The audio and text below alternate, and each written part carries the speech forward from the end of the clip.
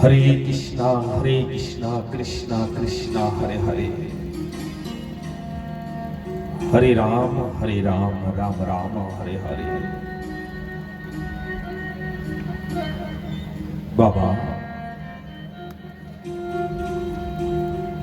श्रीमद् भागवते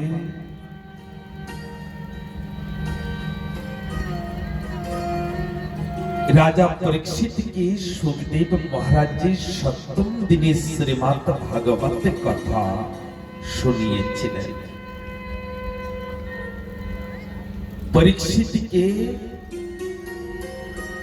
আমরা সকলেই পরীক্ষিত।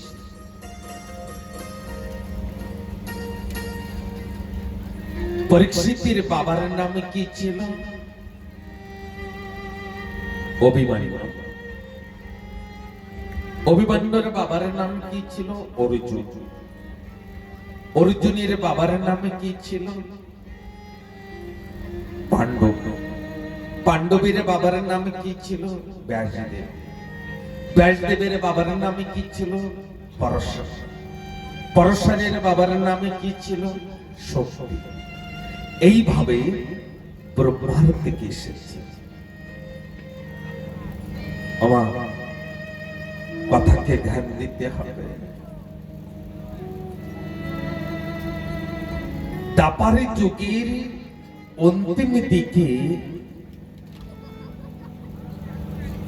পরীক্ষিত তিনি রাজা হয়েছিলেন। আর জানেন বাবা, পরীক্ষিত যে সময় রাজা ছিলেন না, পরীক্ষিতের রাজ্যে সকলের জীবনে শান্তি ছিল,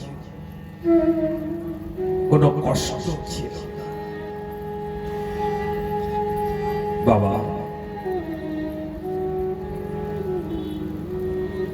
রাজা যদি ভালো না হয় না, প্রজার জীবনে কষ্ট আসে। হে ঠাকুর ভক্তগণ, আজকের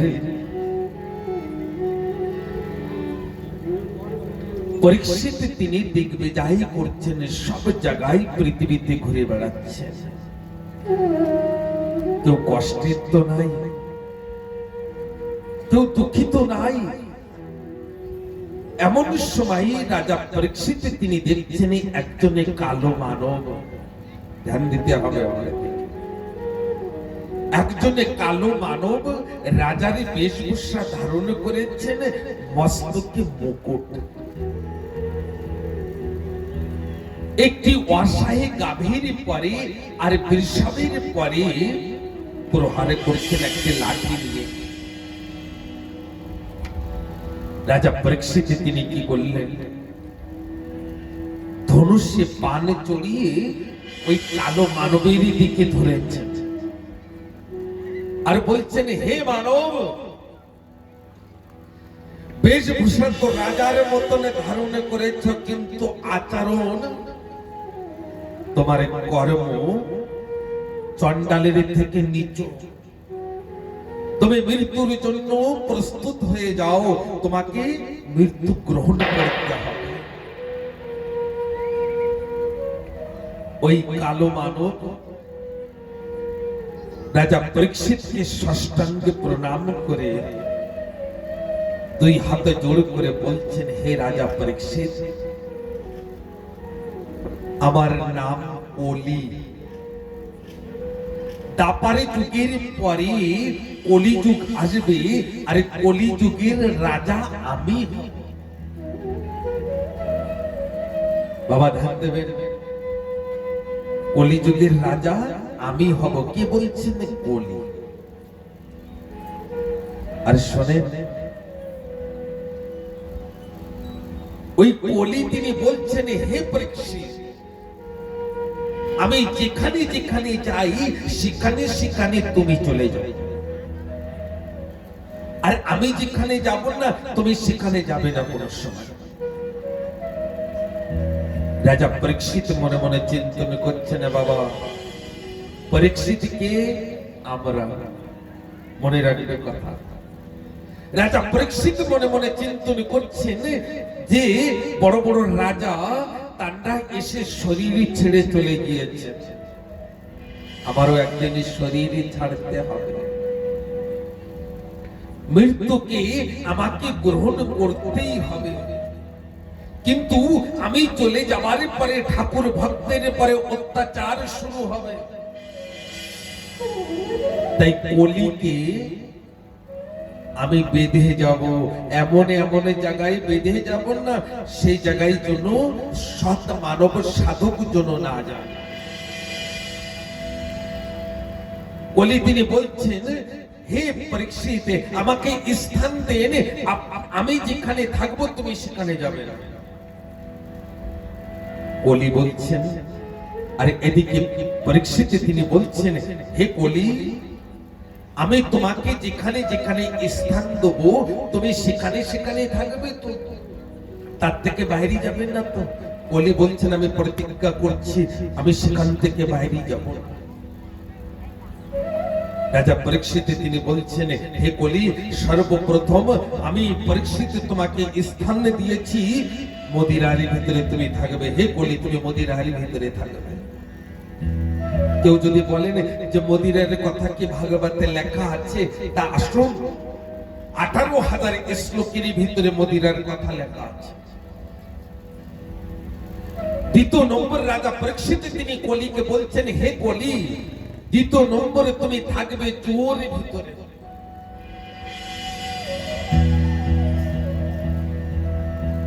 দ্বিতীয় নম্বর কলি, তুমি কোথায় থাকবে জানো? বেশ্যালয়। চতুর্থ নম্বরে তুমি থাকবে হত্যা, যেখানে হত্যা হবে না সেখানেই তুমি থাকবে। কলি দুই হাতে জোড় করে বলছেন, হে রাজা পরীক্ষিত, আমাকে 3-4টি স্থান দিয়েছেন, তা তো নিম্ন ক্যাটাগরি, মদিরা, জুয়ো, বেশ্যালয়, যেখানে হত্যা। একটি ভালো জায়গা দেন না। রাজা পরীক্ষিত বলছেন, আখরি জায়গা, ভালো স্থান কোথায়? চালাকি ছলছতুরি করে ইনকাম করা সোনার ভিতরে অথবা টাকার ভিতরে, স্বর্ণের ভিতরে অথবা টাকার ভিতরে তোমার বসবাস থাকবে। এখন যদি বলেন, মা আমার কানে সোনা, হাতে সোনা, গলায় সোনা, এর ভিতরে কি কলি আছে? না না। যদি চালাকি ছলছতুরি করার স্বর্ণ থাকে আপনার কাছে, তার ভিতরে কলি আছে। বাবা একটু কটু কথা বলবো, কয় স্থান কলিকে স্থান দিয়েছেন? 5 স্থান। এই 5 স্থানকে আমরা স্পর্শ করব না, কলি আমাদের কাছে নাই। আমরা সত্য যুগে বসবাস করছি। এই 5 স্থানকে আমরা স্পর্শ করব না, জেল ফাঁস মিটিং আপনার নামে হবে না। একটু ভাঙিয়ে বলবো। আগে বাবা বলছিল, বলে মদিরা পান করলে কি হয়? 3টে ফায়দা।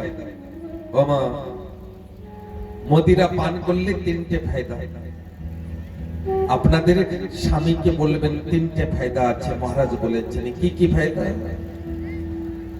সর্বপ্রথম, যে মদিরা পান করতে থাকে না, তার বৃদ্ধ বয়সে মৃত্যু হবে না, তার আগেই শেষ। কেননা ভিতরে কলিজাই থাকবে না, তো শেষ, জন থাকতেই শেষ। দ্বিতীয় ফায়দা কি? যে সকালে দুপুরে বিকালে 3 টাইম মদিরা পানে করেন না, তার বাড়িতে চোর আর আসবে না। কেননা চোর এসে নেবে কি? কিছু থাকবে না। ওই মদিরা পানে করেন না, সব বিসর্জন দিয়ে দিবেন, চোর এসে নেবে কি? দুটো ফায়দা। আর তেসরা ফায়দা কি? মদিরা পান করেন না, রাস্তার এবারে ওবারে করতে থাকে না, ঢুলতে থাকে না, ওর দেখে কুকুর কখনো ডাকবে না। কেন? ও কুকুর জানে আমার একটা ভাই, একটু পরেই তো আমার পাশে ধুলো এসে শুয়ে থাকবে না, সারা রাত এর সাথেই থাকতে হবে আমার। দেখলেন? এই যে কথাগুলো বলছে না, এই কথাগুলো কটু কথা। অনেকে মদিরা পানে করেন, তারা কষ্ট পাচ্ছেন, কিন্তু দুই হাতে জোড় করে বলবো, সনাতন ধর্মে জন্মগ্রহণ করেছে, ঠাকুরের কৃপায়, মাতা পিতার করুণায় মানুষ জন্ম পেয়েছেন। এই সনাতন ধর্মে জন্মগ্রহণ করে এই কুকর্মের থেকে দূরে চলে আসেন, কুকর্মের থেকে বাইরে চলে আসেন। সৎ কর্মে, সৎ পথে চলার চেষ্টা করুন। কে কবে চলে যাবে কোনো ঠিক নাই। মৃত্যুর পরে যেন সকলেই বলেন যিনি একজন ভালো মানব ছিলেন, ইনি একজন ভালো মানব ছিলেন। মা, দ্বিতীয় নম্বর কোন জায়গায়? পয়লা তো মদিরার ভিতরে, দ্বিতীয় নম্বর জুয়ো। বাবা, জুয়ো খেললেন না ধর্মরাজ যুধিষ্ঠির, দুর্যোধনের সঙ্গে জুয়ো খেলেছিলেন, যে কারণে ভীমের মতন শক্তিশালী ভাই, যিনি 10,000 হাতির গার বল রাখতেন, তিনি বিরাট রাজার গোল ঘরে ওই গলির কর্ম করেছেন। গোল ঘরে নকুল সহদেবের মতন সুন্দর ভাই রান্নাঘরে রান্না করেছেন। দ্রৌপদীর মতন সুন্দরী স্ত্রী ওই বিরাট রাজার বাড়িতে দাসীর কর্ম করেছেন। ধর্মরাজের মতনই বিশাল রাজা ওই বিরাট রাজার মনোরঞ্জন করতেন পিছনে পিছনে। জুয়ো খেলে 12-13 বছর বনবাস কেটেছে।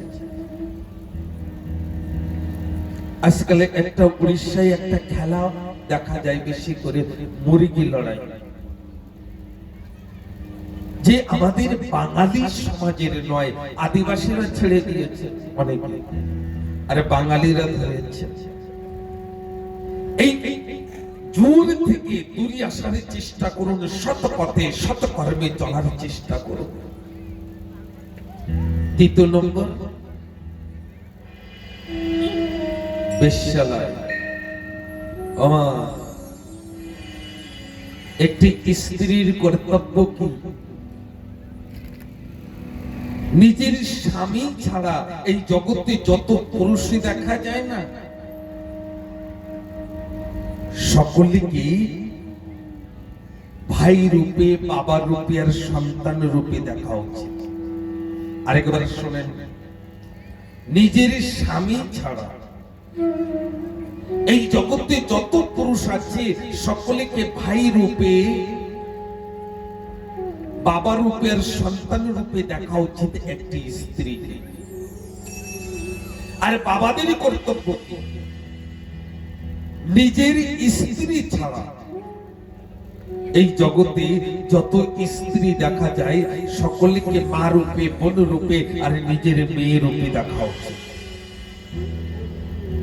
আর একটু যদি এলোমেলো করেছেন না, তো কলি আপনারই ভিতরে প্রবেশ করে যাবে।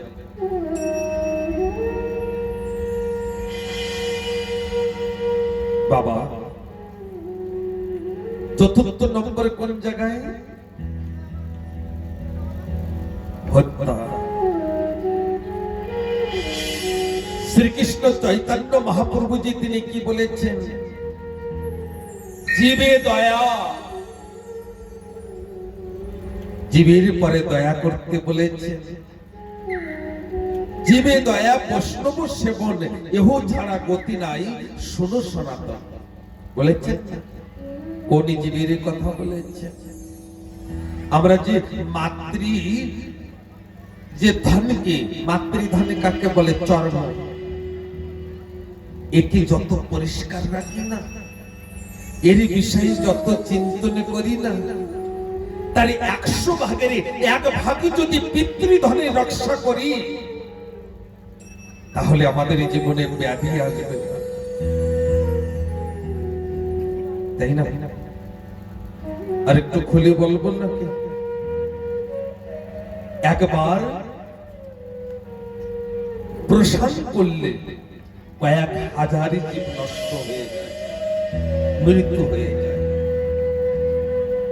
এই যে ছাগল, মুরগি, হাঁস, পাখি আদি না, এসব গুলোর হত্যার থেকে দূরে আসার চেষ্টা করুন।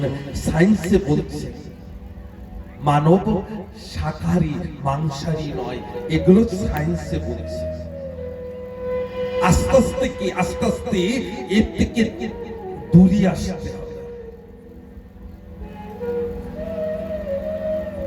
5 নম্বর কোন জায়গায়? চালাকি ছলছত্রি করে ইনকাম করা টাকার ভিতরে, সোনার ভিতরে। বাবা ধ্যান দেবেন, একটি কুয়োর ভিতরে, আপনাদের এখানে তো অনেকের কুয়ো দিয়েছে, 50 বছর লাগবাগ হতে গেল। এখনই যদি ওই 50 বছর ধরে কুয়োর থেকে জল উঠাননি, এখনই যদি ওই জল উঠাইয়ে পান করেন না, তাহলে মৃত্যু হতে পারে, কেননা ওই জল বিষাক্ত হয়েছে। তখনই টাকা যদি খালি জমাতেই জানে, জমাতেই জানে, জমাতেই জানে, আর যদি খরচাই না করেন, তাহলে ওই টাকা একদিন বিষের সমান হবে। আপনি চলে যাবার পারেন না, ঝগড়া করবে, মারামারি করবে, কাটাকাটি করবে, একজনে জেলে থাকবে, একজনে পালায়ন করে থাকবে, এদিক ওদিকে থাকবে। আরে টাকা কোন জায়গায় খরচা করা উচিত? সৎ কর্মে। কোন মাতা পিতার সেবার জন্য,